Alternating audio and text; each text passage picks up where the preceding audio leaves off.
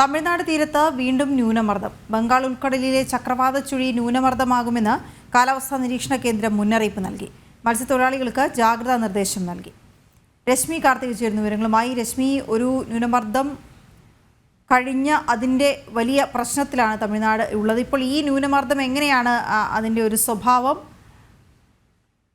മറ്റ് വിവരങ്ങൾ? യെസ്, ന്യൂനമർദ്ദം നിലവിൽ ഇപ്പോൾ കഴിഞ്ഞതേ ഉള്ളൂ. അതിന്റെ ആഘാതം വലുതായിരുന്നു. തുടർച്ചയായി മഴ പെയ്യുകയും നിരവധി തരത്തിലുള്ള വലിയ രീതിയിലുള്ള നാശനഷ്ടങ്ങൾ ഉണ്ടാവുകയും ചെയ്തു. അതിന് പിന്നാലെയാണ് ഇപ്പോൾ വീണ്ടും ഒരു ന്യൂനമർദ്ദം കൂടി രൂപപ്പെടുന്നുണ്ട് എന്നുള്ളൊരു വാർത്ത കാലാവസ്ഥാ നിരീക്ഷണ കേന്ദ്രം നൽകുന്നത്. ബംഗാൾ ഉൾക്കടലിലെ ചക്രവാത ചുഴി അത് ന്യൂനമർദ്ദമാകും എന്നുള്ളതാണ് കാലാവസ്ഥാ നിരീക്ഷണ കേന്ദ്രത്തിന്റെ പുതിയ മുന്നറിയിപ്പിൽ പറയുന്നൊരു കാര്യം.